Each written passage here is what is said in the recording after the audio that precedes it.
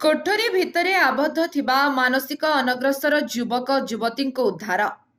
विभिन्न गणमाध्यम सूत्ररू खबर अनुसार आज जाजपुर सांसद डॉक्टर रवींद्र नारायण बेहेरा, जिलापाल पी अन्वेषा रेड्डी एवं जिला आरक्षी अधीक्षक यश प्रताप श्रीमाल जाजपुर ब्लॉक अंतर्गत चैनीपुर पंचायत कमागढ़ रे पहुंची परिस्थिति को अनुध्यान करथिले। आबद्ध कोठरी रे हाथबंधा थिबा अवस्था श्री आशीष जेना जहां बयस 38 वर्ष एवं भौणी मिता जेना जहां बयस 42 वर्ष। पिता मकर जेना को उद्धार मध्य करा जायथिला। सेमानंकु आशु चिकित्सा निमंते जाजपुर मुख्य चिकित्सालय रे एडमिशन करा जाय उपयुक्त चिकित्सा व्यवस्था करा जायछि।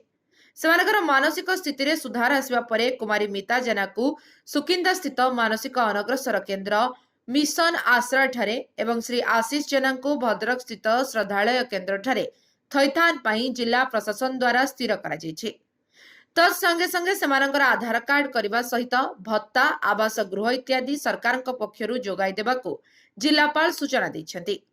अतिरिक्त जिलापाल युधिष्ठिर नायक, सांसदों प्रतिनिधि, स्थानीय सरपंच, आईआईसी शरद चंद्र पात्र, जिला सामाजिक सुरक्षा अधिकारी रवींद्र कुमार बेहेरा, जिला सूचना और लोकसंपर्क अधिकारी, मेडिकल टीम, गणमाध्यम प्रतिनिधि माने एही स्थान रे उपस्थित रहिथिले।